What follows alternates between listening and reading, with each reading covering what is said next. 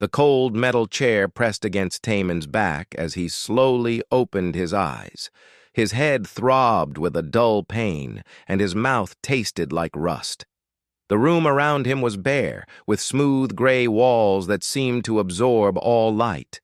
A single lamp hung from the ceiling, casting harsh shadows across the floor. He tried to move his arms, but thick restraints held them firmly to the chair. His legs were locked in place, too. Taman took a slow breath and forced himself to stay calm. This was not the first time he had been in a bad situation. It probably would not be the last. The door slid open with a soft hiss. A figure stepped into the room, and Taman had to stop himself from reacting. She was massive, easily 7 feet tall, with skin that looked like polished crystal.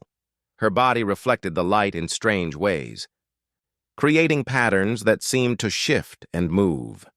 Her face was angular and sharp, with eyes that had too many facets, like a cut diamond. This was a Vryn, one of the most feared species in the galaxy. "I am Inquisitor Ilara," she said. Her voice was deep and seemed to echo in the small room. "You are Taman, captain of the merchant vessel Horizon's Edge. You were captured in Vryn space without proper authorization." Taman nodded slowly. "That's right. Though I had proper authorization when I entered your space, someone must have revoked it while I was mid-flight." Ilara tilted her head, studying him like he was an insect under glass. "You speak calmly for a prisoner. Most species begin begging for mercy by now." "Would begging help?" Taman asked. "No." "Then why waste the energy?" Ilara's crystalline features shifted in what might have been surprise. She had been an interrogator for over a century. She had broken warriors from a dozen different species. She had reduced proud leaders to sobbing children. And she had never needed to use physical torture. Her gift was far more effective than that. The Vryn possessed a natural ability to project fear directly into the minds of other beings. It was not magic or technology. It was simply part of what they were, the way humans could smile or frown. For Ilara, this ability was especially strong. She had trained it, refined it, turned it into a weapon sharper than any blade. She activated it now, gently at first. A wave of dread rolled off her body like heat from a fire.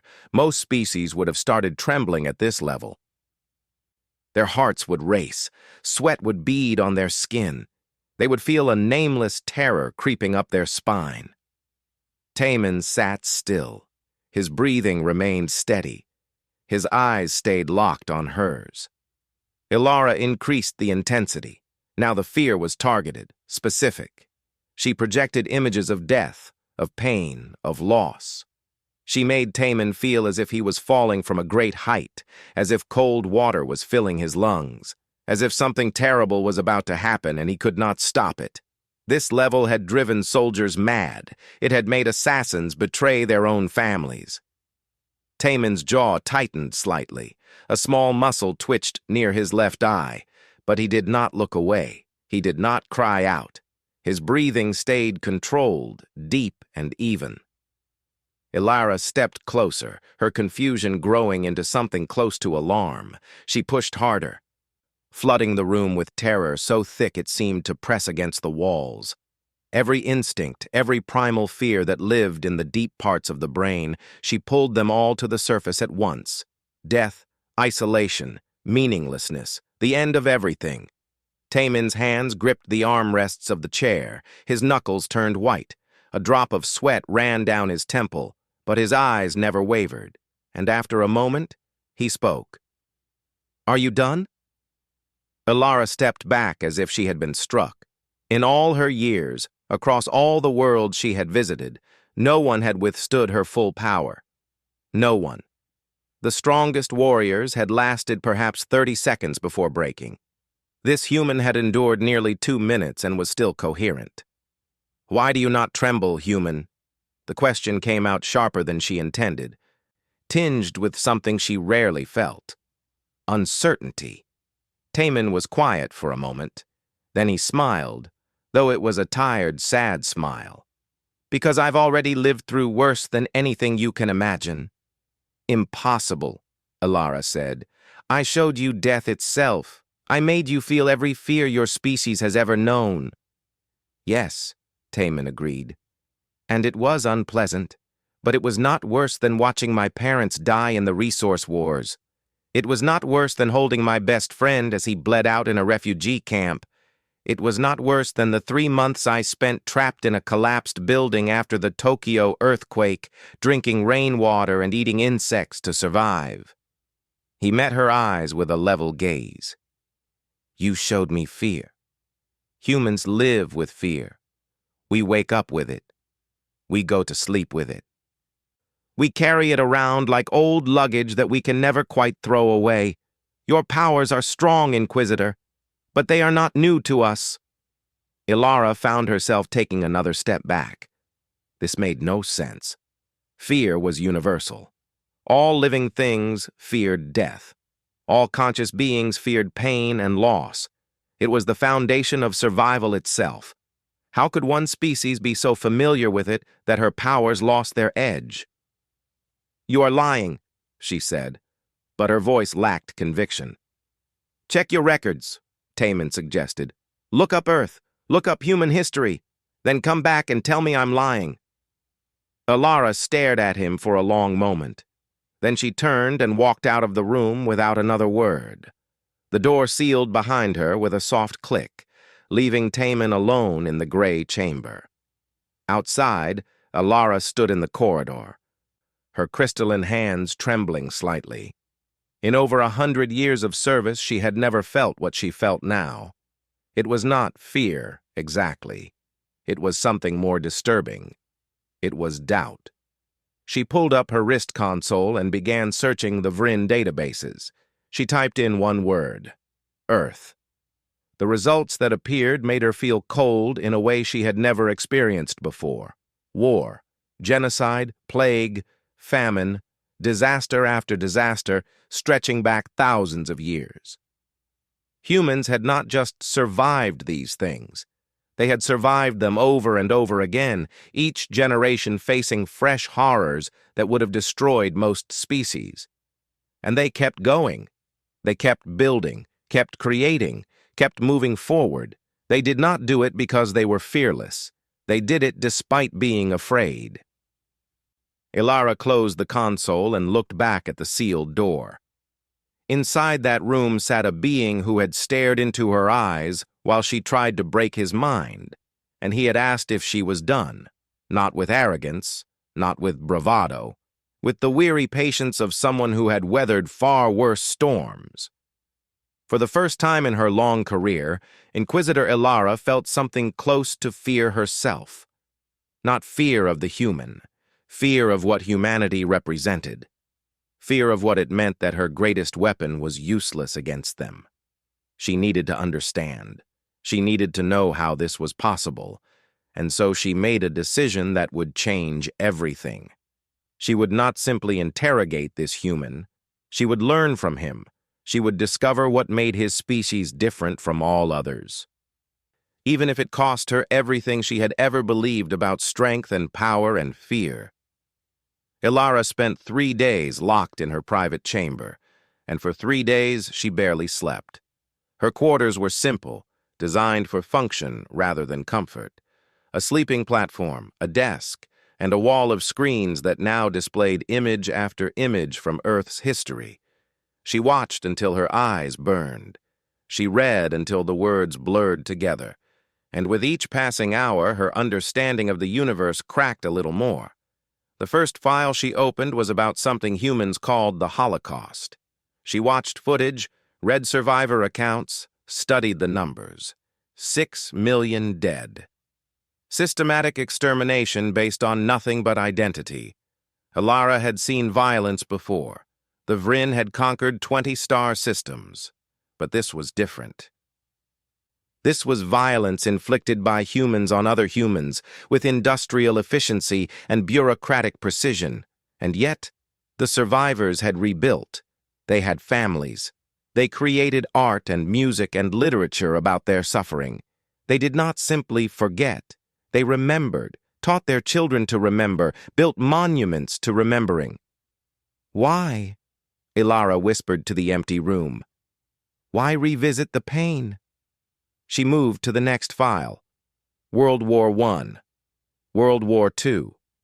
Wars that consumed entire continents, that left tens of millions dead. Humans had invented weapons specifically designed to kill as many of their own species as possible, as efficiently as possible. Nuclear bombs that could erase cities in seconds. Chemical weapons that melted flesh. Biological agents that turned the body against itself. The Vryn had never fought each other. They had emerged as the apex predator on their homeworld and had simply stayed on top. They had never known civil war, never experienced genocide from within. Their conflicts had always been external, against other species, against obstacles to overcome. Humans fought themselves constantly, and yet they kept existing, kept growing, kept reaching for the stars. Ilara pulled up natural disasters next. Earthquakes that swallowed cities, tsunamis that drowned coastlines, volcanoes that blocked out the sun for years, plagues that killed 1/3 of a continent's population. And each time, humans rebuilt.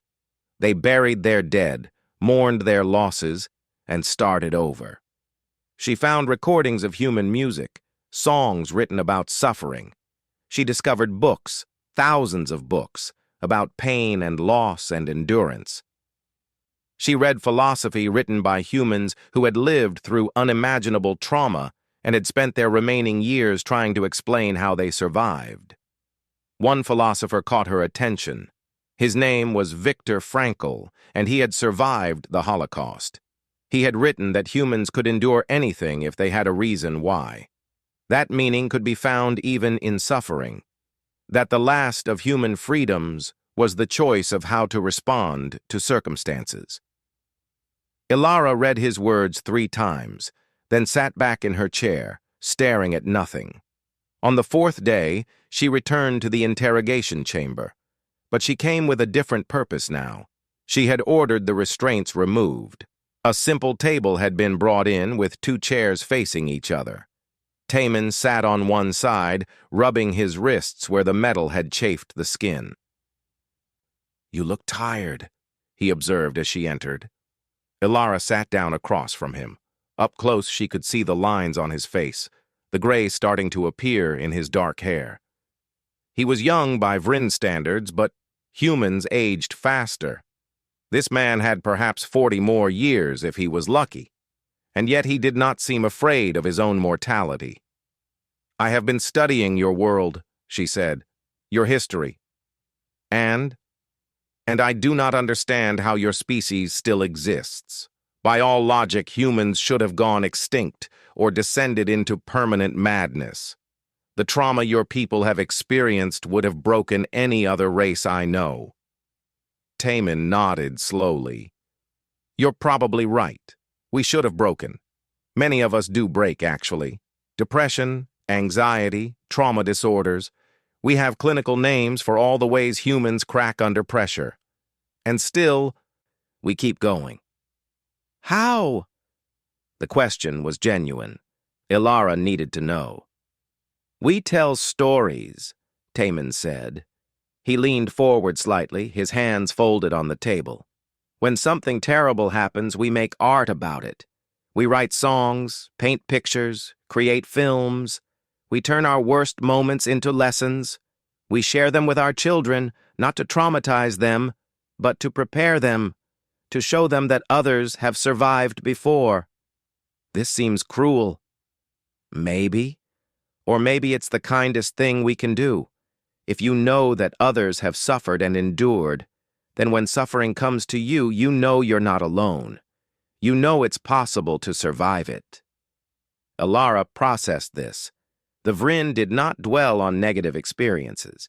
They moved past them, focused on strength and dominance.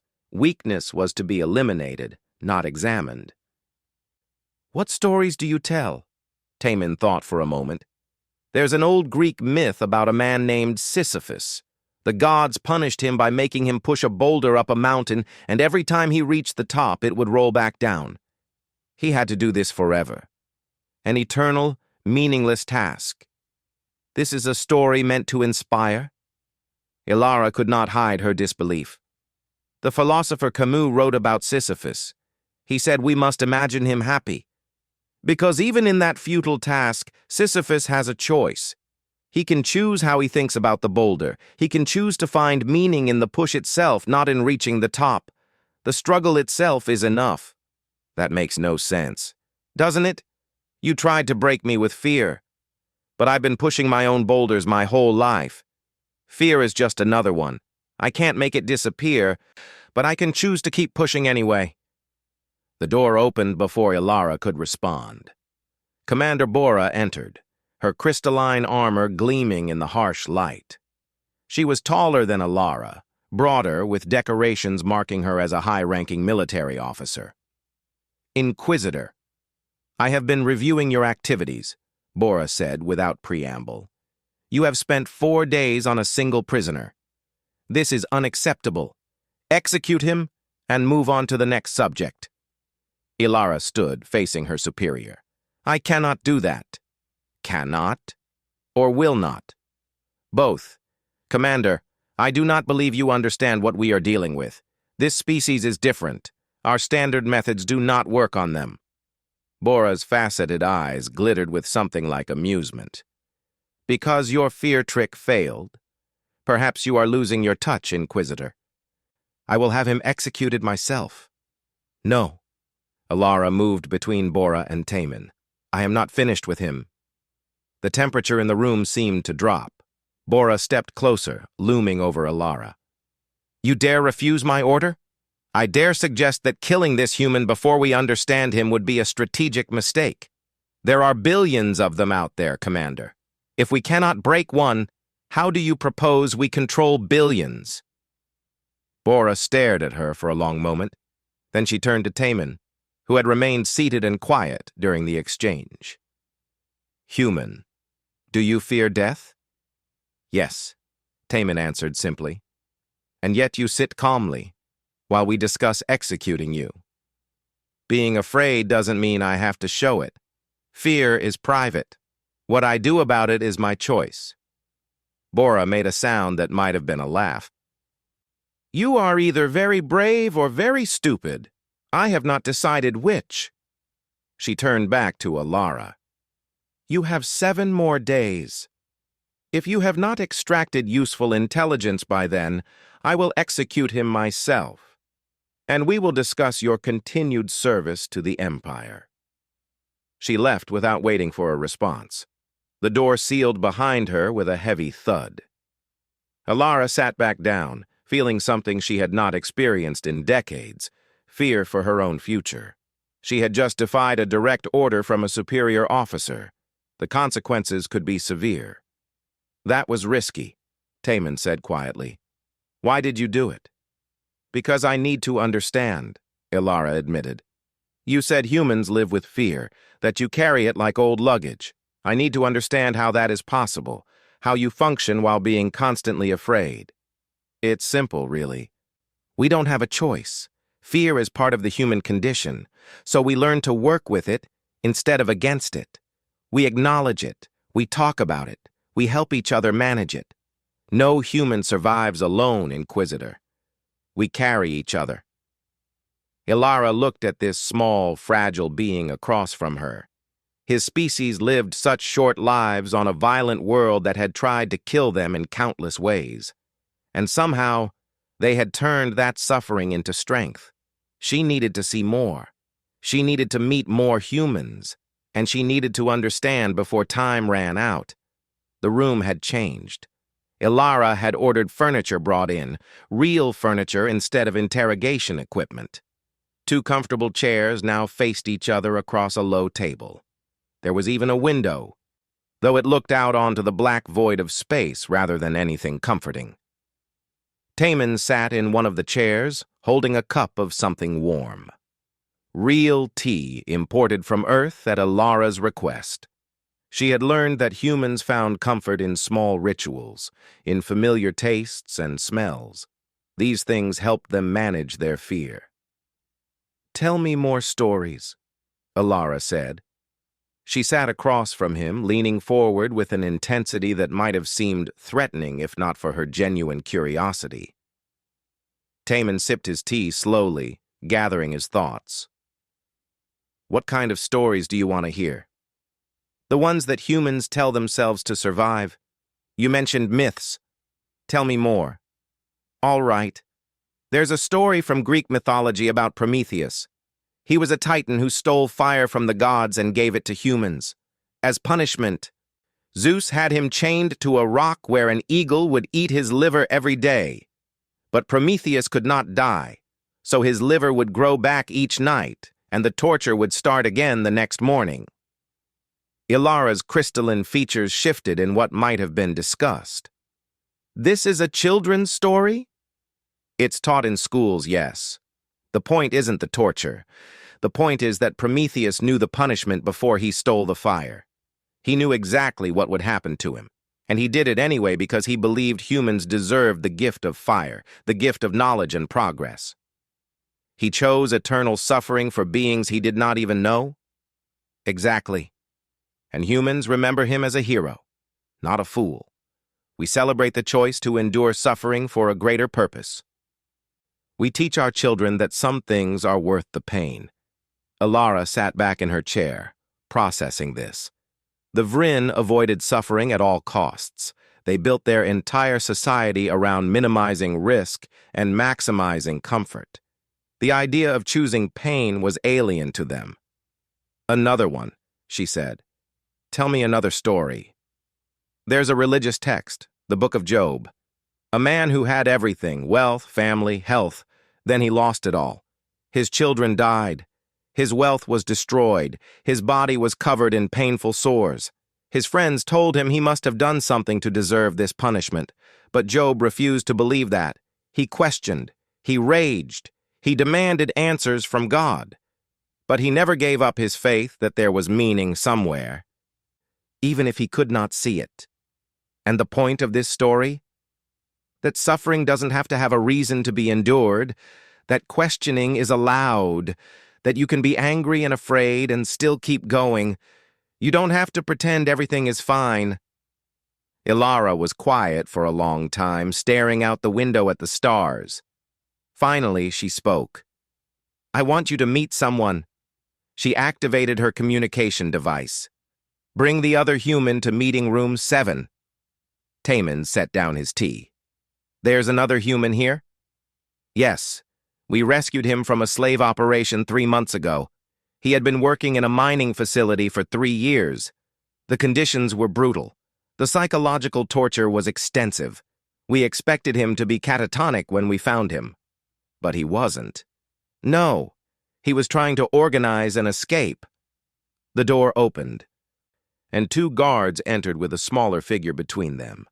The human was thin, much thinner than Taman, with scars visible on his arms and neck. His dark hair was cut short, and his eyes had a haunted quality that spoke of things seen that could never be unseen. Taman stood immediately. Hyunwoo? The other human's eyes widened. Captain Taman, you're alive?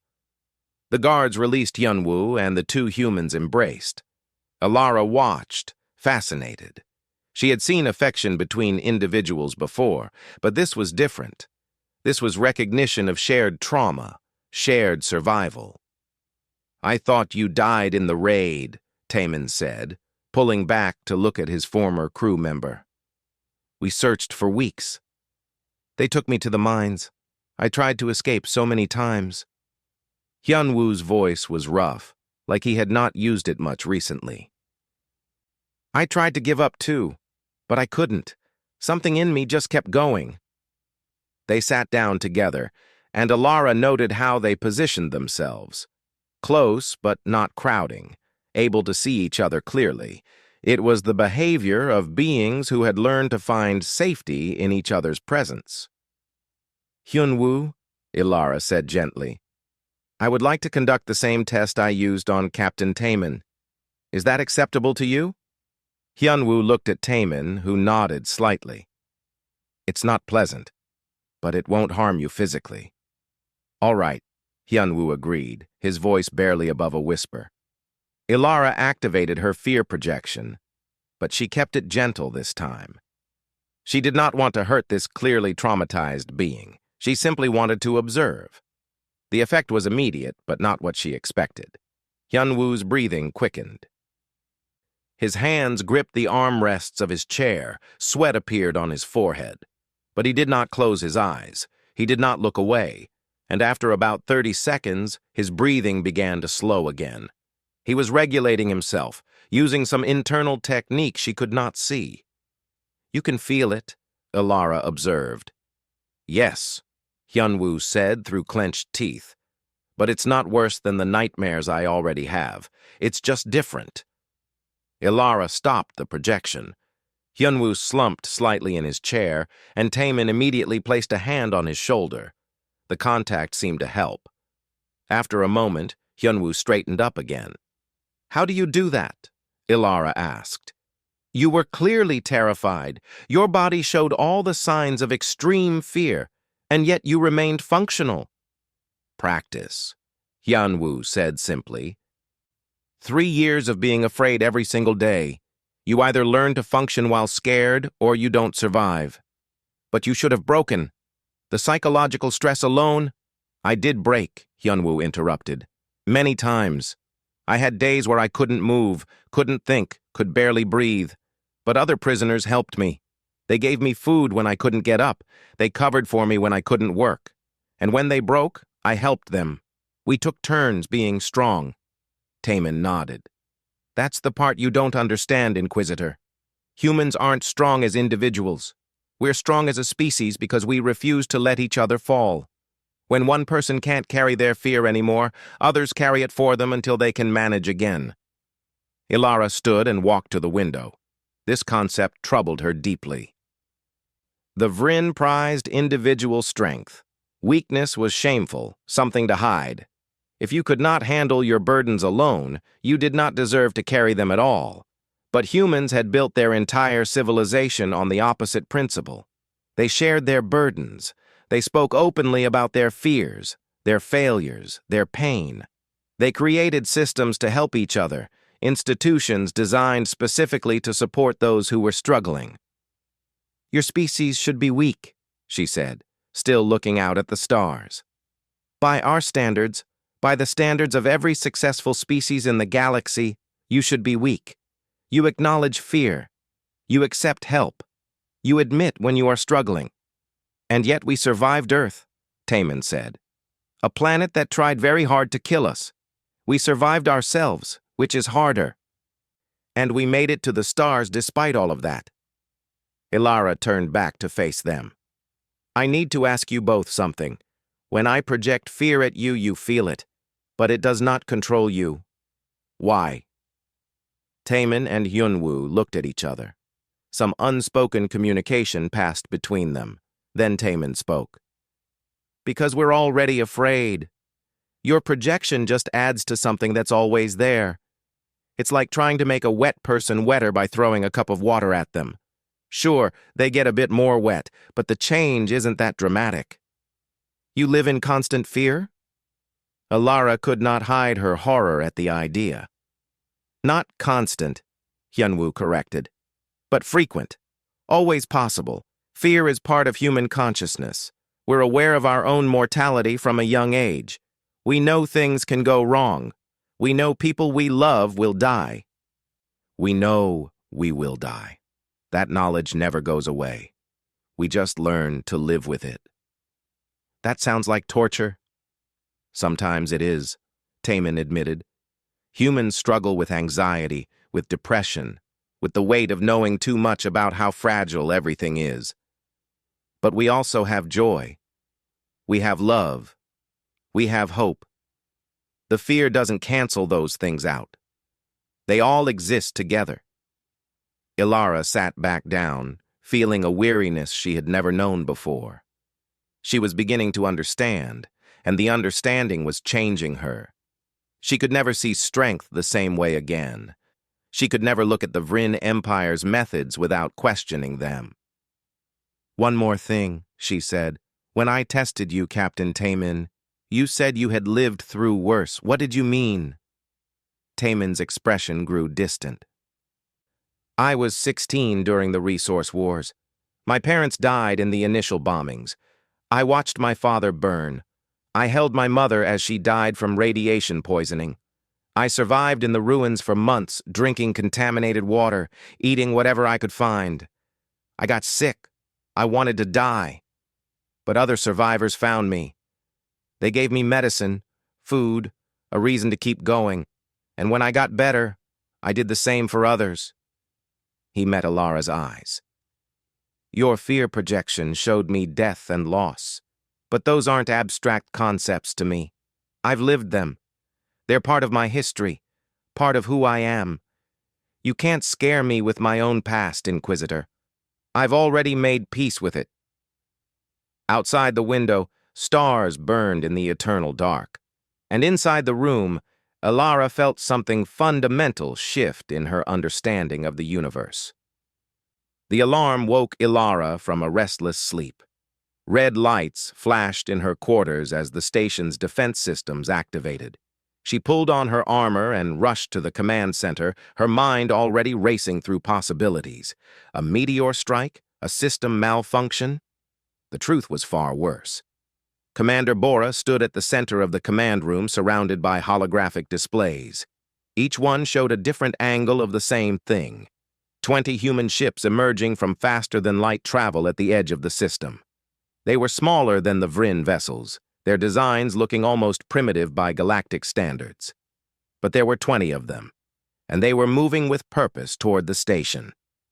"Report!" Bora commanded, not turning away from the displays. "Human fleet, Commander, 20 vessels of various classes. They are broadcasting on all frequencies demanding the return of their prisoners." The tactical officer's crystalline features reflected the red emergency lights. "They claim they will withdraw peacefully if we comply." "How did they find this station?" Bora's voice was cold. "Unknown, Commander. This facility is classified. The location should not be in any public database." Alara moved closer to the displays, studying the approaching ships. Something about their formation troubled her. They were not moving like a military fleet. They were moving like individuals flying in loose coordination, chaotic, unpredictable. "Send a response," Bora ordered. "Tell them we do not negotiate with inferior species. Tell them to leave Vryn space immediately or be destroyed." "Commander," Alara spoke up, "perhaps we should consider their offer. We could release the prisoners and avoid bloodshed." Bora finally turned to look at her, and there was no warmth in those multifaceted eyes. "You have been spending too much time with that human inquisitor. You are beginning to think like them. We have the superior force. We have the defensive position. We have weapons that can turn those primitive ships into dust. Why would we negotiate? Because humans do not think like us. They do not calculate odds the way we do. Then they are fools, and fools die. Tactical, prepare all weapons. When they enter firing range, I want them eliminated." The human fleet continued its approach. They were 12 hours out at their current speed. Bora used that time to position the station's defenses and call in reinforcements. By the time the humans arrived, the Vryn had 30 ships in defensive formation around the station. They had superior numbers, superior firepower, and superior technology. They should have won easily. Alara watched from the command center as the battle began. The human fleet did not slow down or attempt to negotiate further. They accelerated, moving faster than made tactical sense. They were going to overshoot their optimal firing position. "They are panicking," a tactical officer observed. "They realize they are outmatched." But Alara was not so sure. She had spent days with Taemin, learning how humans thought. They did not panic in the way other species did. They planned. Even when afraid, they planned. The first human ship exploded. A direct hit from a Vryn plasma cannon had torn through its hull. The wreckage tumbled through space, trailing atmosphere and debris. The human fleet did not slow down. 2 more ships took hits, their shields overloading, their hulls breaching. One of them detonated its reactor deliberately, creating a massive explosion that damaged two nearby Vrin vessels. It was a suicide attack, the kind of tactic that made no sense unless you valued your objective more than your life. "What are they doing?" Bora demanded. "Why do they keep coming?" Ilara understood. They are not trying to win a conventional battle. They are trying to reach the station. They are accepting losses to achieve their goal. Madness. Perhaps. But it was effective madness. While the Vrin fleet focused on destroying the obvious targets, 3 human ships broke through the defensive line. They were small, fast, and apparently loaded with breaching pods. The pods launched like bullets, flying on ballistic trajectories toward the station's hull. "Deploy defense teams," Bora ordered. "Repel all boarders." The first pod hit the station's outer hull with a sound like thunder. Then another, and another. Soon, dozens of impact points appeared across the station's surface. Ilara watched the security feeds as the pods opened and human soldiers poured out. She had expected them to be cautious, to set up defensive positions and advance slowly. Instead, they ran. They moved with reckless speed through the corridors, taking casualties but never stopping. When a door was locked, they blasted it open. When Vrin security appeared, they charged directly at them. The Vrin deployed their terror troops, elite soldiers whose very presence could paralyze most species. 7-foot-tall warriors in heavy armor, trained to dominate through fear and physical strength. They entered a corridor where a group of human Marines had taken cover. Ilara watched on the security feed.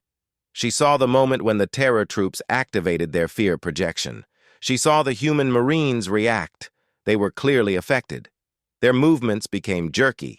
One of them fell to his knees. Another started hyperventilating. But they did not break. One Marine, a sergeant based on the markings on his armor, shouted something at his squad. Words Ilara could not hear but could see the effect of. The Marines rallied. They were still afraid, she could tell from their body language, but they raised their weapons and returned fire. The terror troops had never encountered resistance like this. They hesitated, confused. That hesitation cost them. The human Marines advanced, still clearly terrified but pushing forward anyway. Within 2 minutes, all 5 terror troops were down. How? Bora was staring at the same feed. How are they fighting through the fear projection? Because they have practice, Ilara said quietly. She thought of Hyunwoo, who had functioned for 3 years in a nightmare. She thought of Taemin, who had survived watching his parents die. They know how to function while afraid. More feeds showed similar scenes throughout the station. Human soldiers taking heavy casualties but advancing. They were not fearless. Their biometric readings showed terror, stress, extreme anxiety. But they kept moving. They kept fighting. One feed showed a human Marine named Daiho, identifiable by the name stenciled on his armor. He was leading a squad through a maintenance tunnel, heading toward the prison block. A Vrin ambush caught them in a crossfire. 3 of his squad members went down immediately. Daiho did not retreat. He did not freeze. He threw himself forward, firing his weapon wildly, drawing the Vrin's attention. It was a suicide move. It should not have worked. But it created enough confusion for his surviving squad members to flank the Vrin position and eliminate them. Daiho was wounded, bleeding from multiple cuts where shrapnel had torn through his armor. He kept moving. "This is not logical," Bora said. "They should be retreating. They should be negotiating. Their losses are unsustainable." A communication came through from one of the human ships. The voice was female, calm despite the chaos. "Vrin Station, this is Captain Ji-won of the UES Indomitable. You are holding my brother and other human citizens. Return them unharmed, and we will withdraw. Harm them, and we will turn your station into a tomb. You have 10 minutes to respond." Bora's faceted eyes glittered with rage. "Who does she think she is to give us demands? Tactical, target that ship. I want it destroyed." Commander, Ilara said urgently, they mean what they say. If you kill their people, they will not stop until we are all dead. I have studied them. They will accept total destruction of their fleet rather than abandon their people. Then they are fools, and I will teach them the price of foolishness. Bora turned to her tactical officer. Bring the human prisoners to the execution chamber. We will broadcast their deaths to the fleet. Let them watch their people die. And see if they still have the courage to attack. Ilara felt something cold settle in her core. Commander? No. That will only make them fight harder. Inquisitor, you are relieved of duty. You have shown repeatedly that you cannot maintain objectivity regarding these creatures. Guards, escort her to her quarters and ensure she stays there. 2 guards moved toward Ilara. She looked at the screens one more time, at the human soldiers fighting and dying to save their people. She looked at the feed showing the corridor to the execution chamber where Taemin and Hyunwoo would soon be taken. And she made a choice. Ilara's hand shot out, faster than the guards could react. Her crystalline fingers pierced through the first guard's armor, finding the weak point at the neck joint. The second guard managed to raise his weapon before she struck him down with a blow that shattered his chest plate. The command center froze.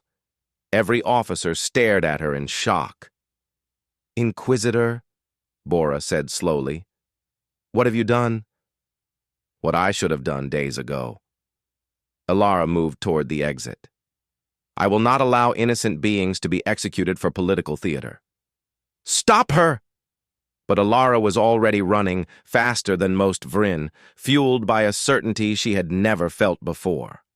Behind her, she heard Bora's voice over the station's communication system. All units, Inquisitor Ilara has committed treason. She is to be detained or eliminated. Seal all sections and locate her immediately. Ilara ran through corridors she had walked for years, now seeing them with different eyes. She had to reach the prisoners before Bora's forces did. She had to save them, because she finally understood what strength really meant. And it was not what she had been taught. Ilara ran through the maintenance corridors, taking routes that few used. Her crystalline body reflected the emergency lights, casting strange patterns on the walls. Behind her, she could hear the heavy footsteps of security teams searching. Ahead, alarms blared and doors sealed automatically, trying to trap her. She reached a junction and pressed her hand against the wall panel. Her security codes had been revoked, but she had been on this station for 20 years. She knew systems that the current command staff did not remember existed. The panel flickered and opened, revealing a narrow crawl space that led toward the detention block. The space was barely large enough for her frame. She crawled through, her armor scraping against metal, counting the minutes in her head. How long before they reached Taemin and Hyunwoo? How long before Bora ordered their execution? She emerged in a storage room near the detention block. The door was sealed, red-locked by command authority. Ilara pulled out her sidearm and shot the control panel.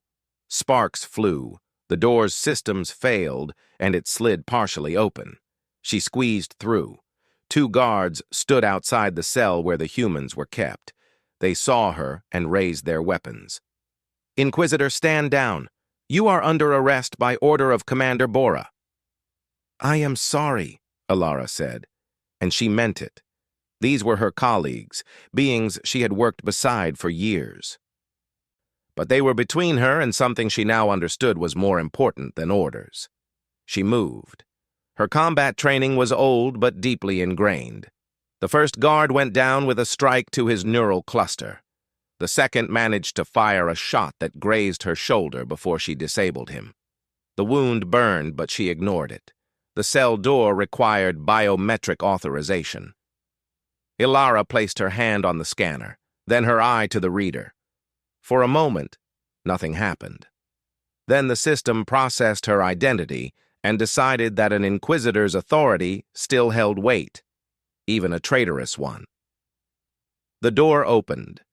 Taemin and Hyunwoo stood inside, both clearly ready to fight. Hyunwoo held a piece of broken furniture that could be used as a weapon.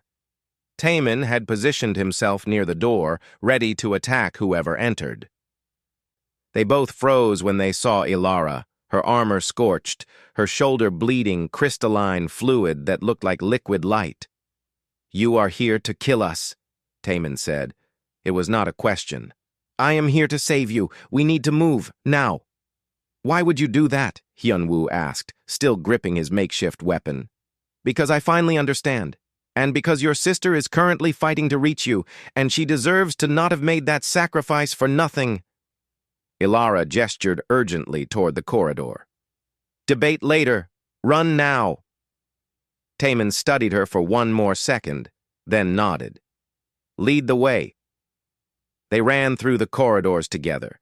Ilara took them through maintenance routes, avoiding the main passages where security teams were searching. She could hear commands over her communication implant, now tracking her location, coordinating teams to intercept. "Left here," she directed, pulling them into a ventilation shaft. The humans had to crawl, but they moved fast. Behind them, Ilara heard weapons fire as security teams found their last position. They emerged in a section of the station that was usually empty, used only for storage, but when they dropped from the shaft, they were not alone. A figure in damaged human armor stood waiting, weapon raised. "Don't shoot!" Taemin called out. "She is helping us!" The human marine lowered his weapon slightly. Ilara recognized him from the security feeds. Sergeant Daeho, the one who had led the suicide charge earlier. His armor was scorched and dented, blood visible through cracks in the plating. But his eyes were sharp and focused. "Captain Taemin?" Daeho asked. "That's right. This is Hyunwoo and Inquisitor Ilara. She broke us out." Daeho studied Ilara with obvious suspicion. "Why would a Vryn help humans?" "Because holding you here is wrong. Because Commander Bora plans to execute them and broadcast it to your fleet. Because I have learned that strength is not what I thought it was." Ilara kept her weapon lowered, non-threatening. "We can discuss my motivations later. Right now, we need to reach your ships." "My squad is gone," Daeho said quietly. "I'm the only one left. The others died getting this far." Taemin placed a hand on the sergeant's armored shoulder. "Then they gave you the chance to finish the mission. Let's not waste it." Something passed between the two humans, some understanding that Ilara was beginning to recognize. They carried each other's pain. They honored sacrifice by continuing forward. "The docking bay is 3 levels up," Ilara said, "but it will be heavily defended. Commander Bora knows that is your goal." "Is there another way off this station?" Daeho asked. "The emergency pods. Smaller, harder to defend. But they are on this level, not far from here." "Can they make it to our ships?" "Yes. They are short range, but should reach your fleet's position." A new voice crackled over Ilara's implant, broadcast station-wide. "Commander Bora. Inquisitor Ilara, I know you can hear this. You have betrayed the Vryn Empire. You have attacked your own people. For what? For these humans? They are weak. They are inferior. They will die like all the others who have opposed us." Ilara did not respond. There was nothing to say that Bora would understand. "You have one chance to redeem yourself," Bora continued. "Bring the humans to the main docking bay. I will be waiting there with a full security team. Surrender them to me, and I will show mercy. You will face prison instead of execution. Continue this foolishness, and you will die with them." Ilara looked at Taemin, then at Hyunwoo and Daeho. "I am sorry you are caught in this." "You saved our lives," Hyunwoo said. "That matters more than politics." They moved through the storage sections, staying low and quiet. The emergency pod bay was close now. Ilara could see it through a window in the corridor. 4 small escape pods, designed for station evacuation if everything went wrong. The door to the bay was sealed. Ilara approached the control panel, ready to override it, when she heard weapons charging behind them. "Stop right there, Inquisitor." She turned slowly. Commander Bora stood at the end of the corridor with 20 soldiers, all armed, all with weapons trained on their group. There was no cover, no way to fight through that many trained Vryn warriors. "It is over," Bora said, walking forward slowly. "You cannot win this. You are 1 traitor and 3 weak humans. I have 20 of our best soldiers. Surrender now, and perhaps I will allow the humans to live as slaves instead of corpses." Alara stepped forward, placing herself between the Vryn soldiers and the humans. "No." "No?" Bora's laugh was harsh. "You are willing to die for them? For these creatures who will not even remember your name in their history? I am willing to die because it is the right thing to do. Something you have forgotten, Commander. If you ever knew it at all." Taemin moved to stand beside Alara, then Hyunwoo, then Daeho, all 4 of them facing 20 armed soldiers.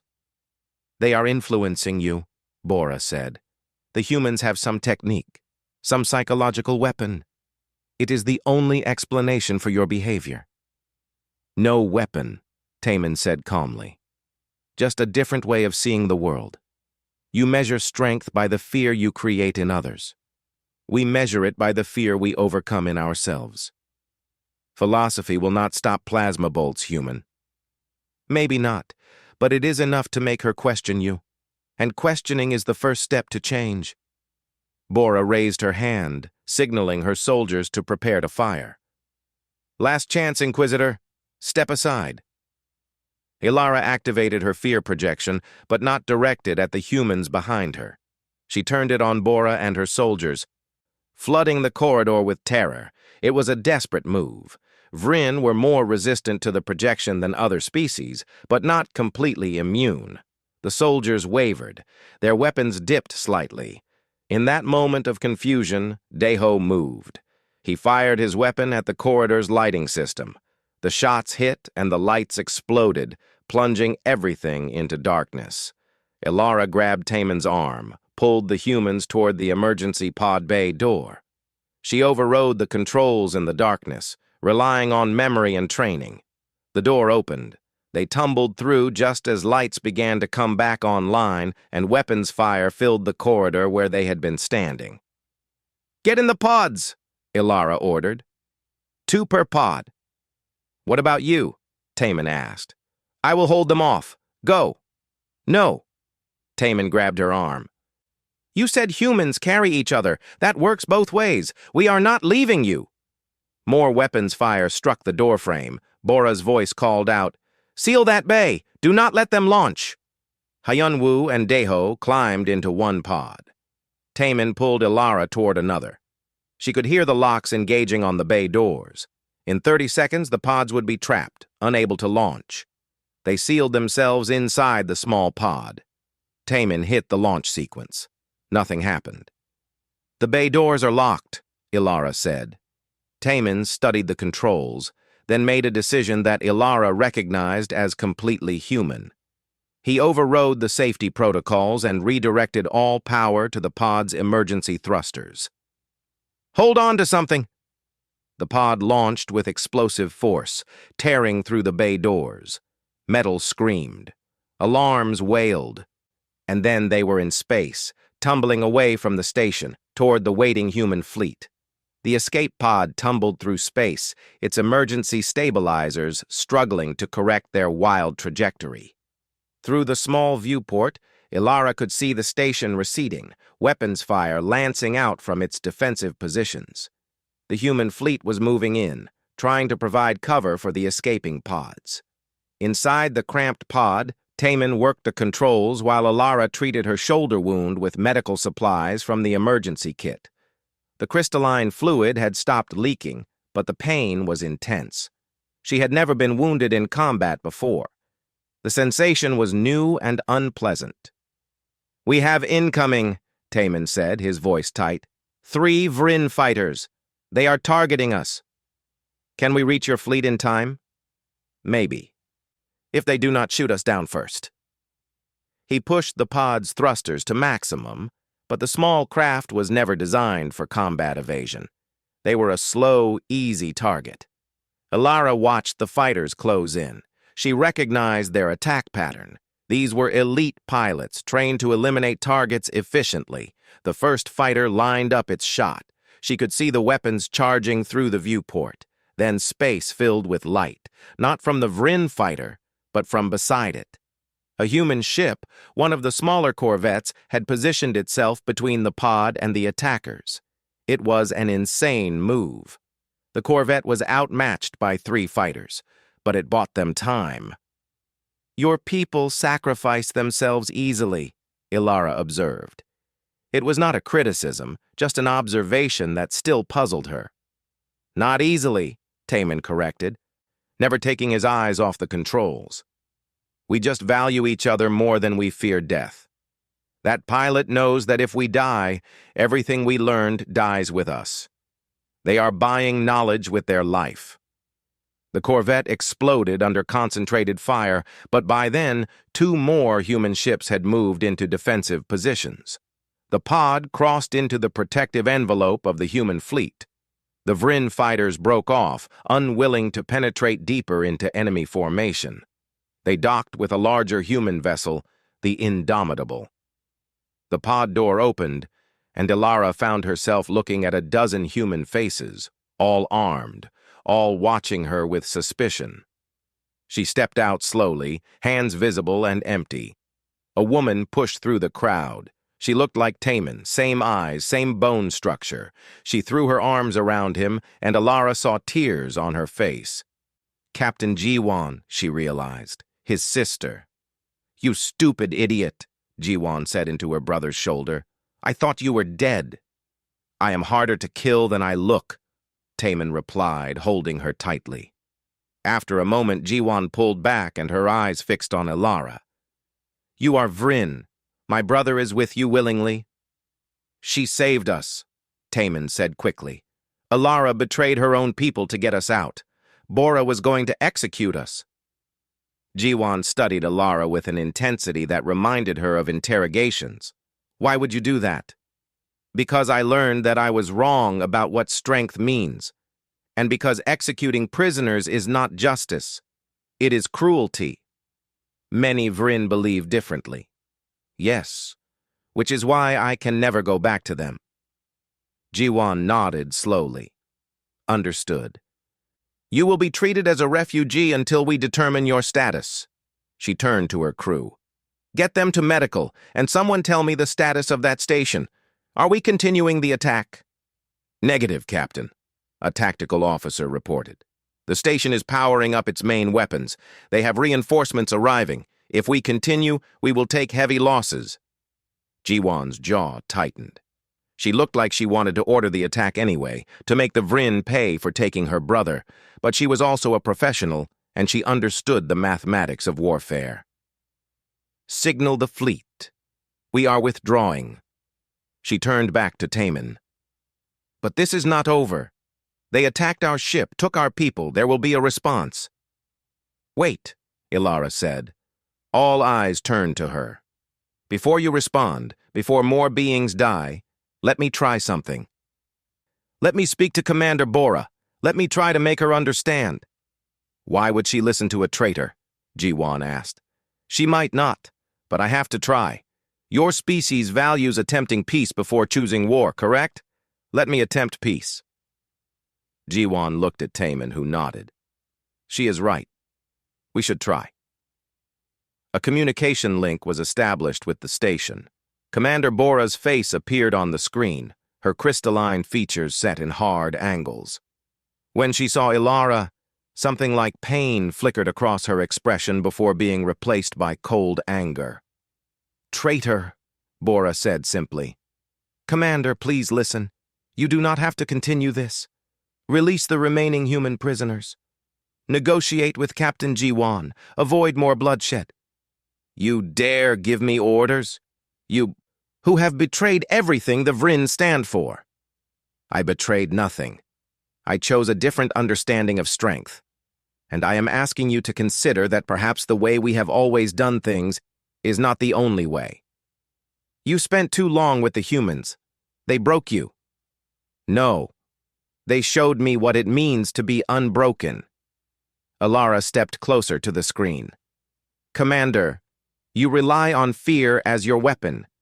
You assume that beings who feel fear are weak, but you have seen today that humans feel fear intensely and still fight, still sacrifice, still refuse to surrender.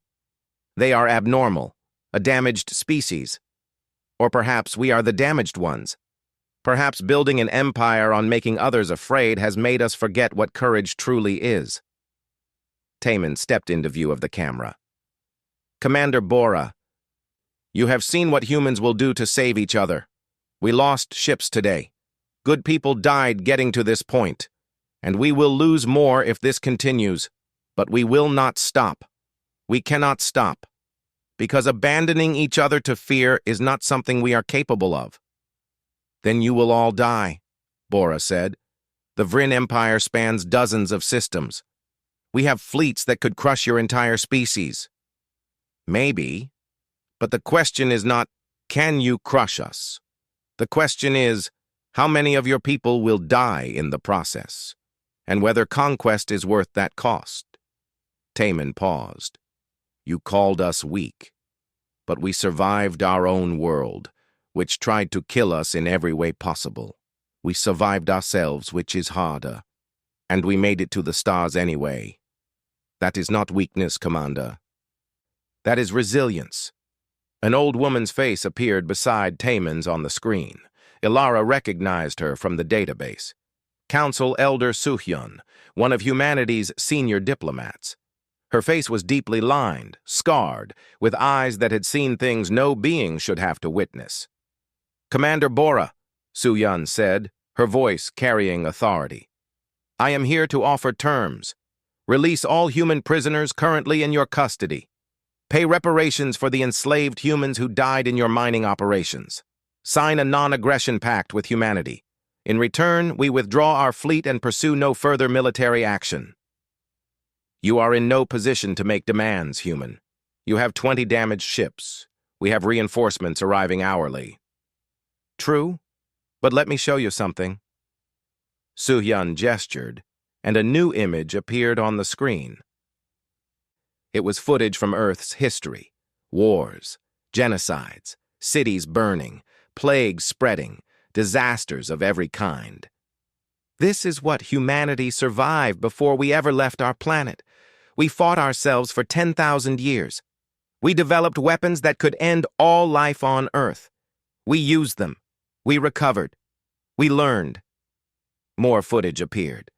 The resource wars, the nuclear exchanges, the cities that burned. These wars happened less than 200 years ago. My parents died in them. I survived them. And the lesson I learned, Commander, is that humans are very, very good at war. Not because we love it, but because we have practiced on ourselves for so long that we understand its true cost. Bora's expression flickered. Uncertainty, perhaps, or fear. You can defeat us, Suhyun continued. Your technology is superior. Your numbers are greater, but ask yourself this. Are you prepared for the cost? Because humans do not surrender. We do not break easily. And we remember those who hurt us. You can win a battle against us, maybe even a war, but you will never have peace, because we will keep coming back, generation after generation, carrying the memory of what you did, teaching our children to finish what we started. You are threatening the entire Vryn Empire? No, I am offering you peace, real peace, not the peace of conquered subjects who fear you, but the peace of equals who choose not to fight. That is stronger, Commander, because it lasts. The screen was silent for a long moment. Alara watched Bora's face, saw the calculations happening behind those multifaceted eyes. Finally, Bora spoke. Why? Why offer peace when you have every right to seek revenge? We took your people, we enslaved them, we planned to execute them, Taman answered. because we know what it costs to recover from war. We know what it takes to rebuild from devastation. And we decided long ago that just because we can survive anything does not mean we should force ourselves or anyone else to endure it. Our strength is not in our capacity to suffer. It is in our choice to prevent suffering when we can. Ilara saw something change in Bora's expression. Not acceptance, not yet, but the beginning of doubt, the first crack in absolute certainty. "I will discuss your terms with the council," Bora said finally, "but I make no promises." "That is all we ask," Su-Yun replied, "a chance for reason to prevail over fear." The communication ended. In the silence that followed, Jiwon turned to Ilara. "Will she accept?" "I do not know. But you gave her something to think about, and sometimes that is enough to begin change." Hyunwoo and Daeho entered the bridge, both having been cleared by medical. Hyunwoo looked tired but more stable than he had on the station. Daeho's armor had been removed, revealing bandages covering multiple wounds. "What happens now?" Hyunwoo asked. Taemin looked at his sister, then at elder Soo-hyun. "Now we wait, and hope that fear of war is stronger than the desire for dominance." Ilara watched the human faces around her. They were afraid. She could sense it, even without using her projection abilities. But they functioned anyway. They planned, they hoped, they supported each other. And for the first time in her long life, Ilara understood what courage truly meant. 6 months had passed since the standoff at Station Kelvara 9. Ilara stood in a classroom on Earth, looking out at faces representing 12 different species. Some were humanoid, others were decidedly not. All were here to learn. The classroom was part of the new Interspecies Cultural Center in Geneva, built on the ruins of old war memorials. Humans had a habit of building new things on the sites of old pain. Ilara had learned this was intentional. They did not hide from their history.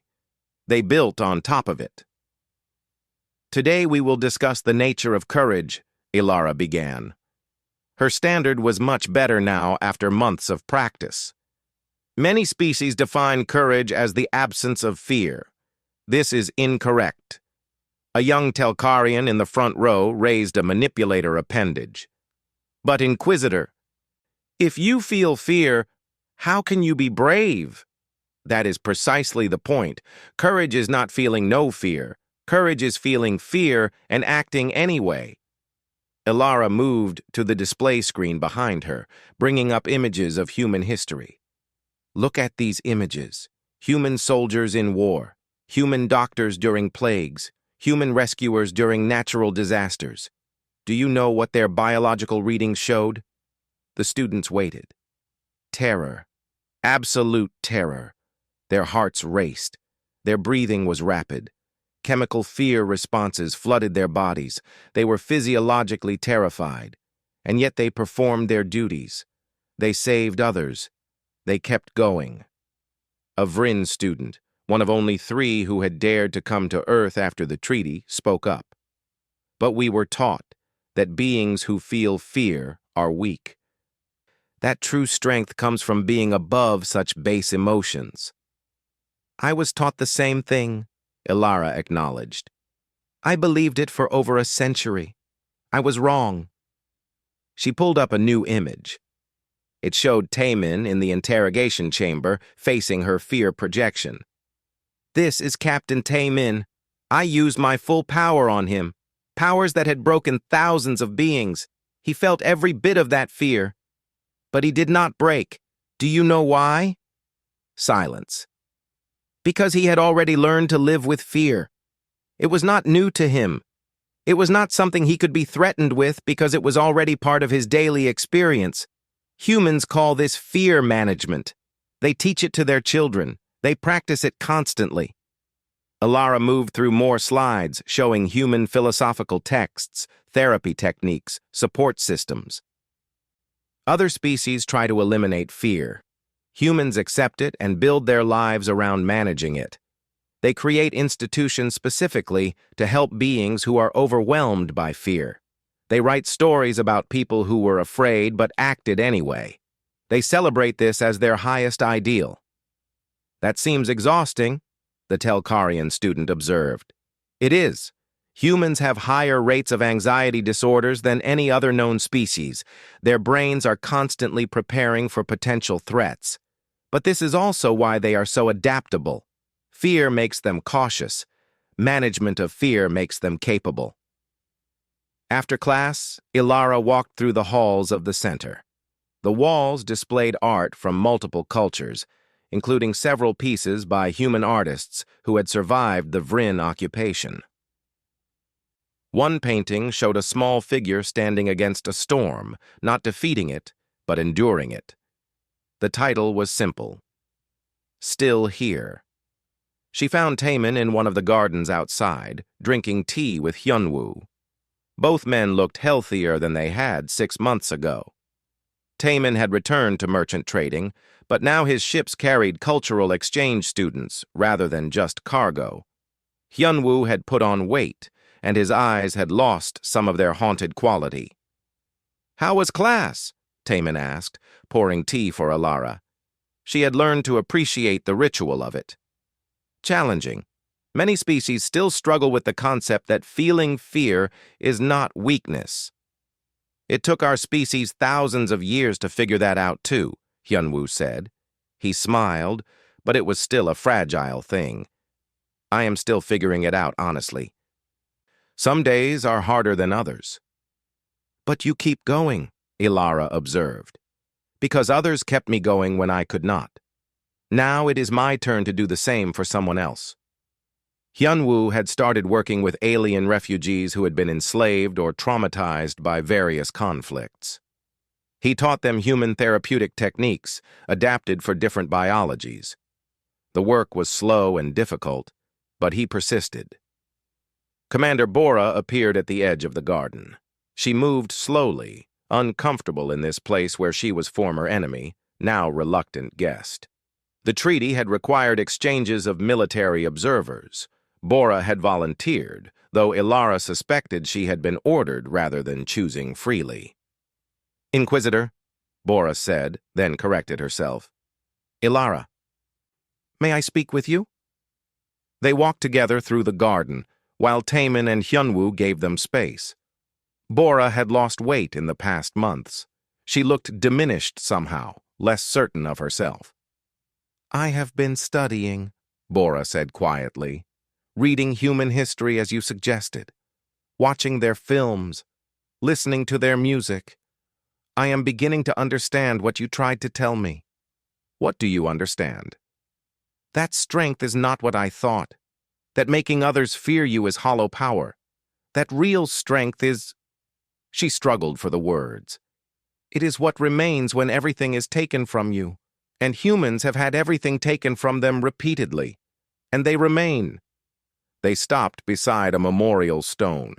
It listed names of humans who had died in various wars, including recent conflicts with the Vryn.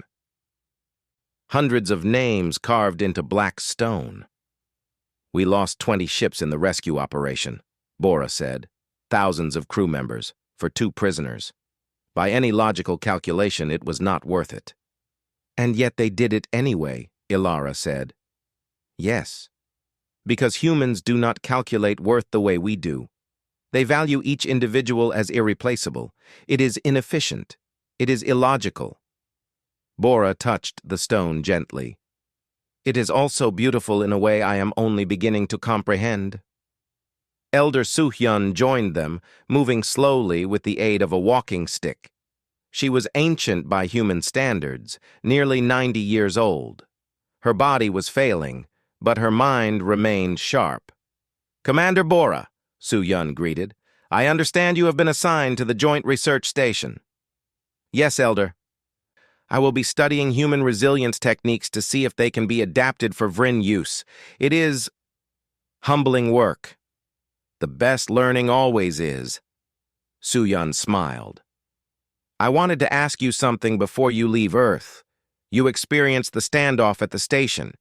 You saw humans fighting and dying to save their people. What was your first thought when you saw that?" Bora was quiet for a long moment. I thought they were insane, that they were throwing away lives for no strategic gain, that their emotions had overridden their logic. And now? Now I think I was the insane one. I thought strength meant never being afraid. I thought power meant making others fear you. I thought sacrifice was weakness. Bora looked at the names on the stone. But humans have taught me that the most dangerous opponent is not the one who feels no fear.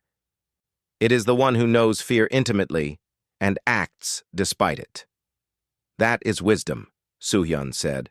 Hard-earned, but real.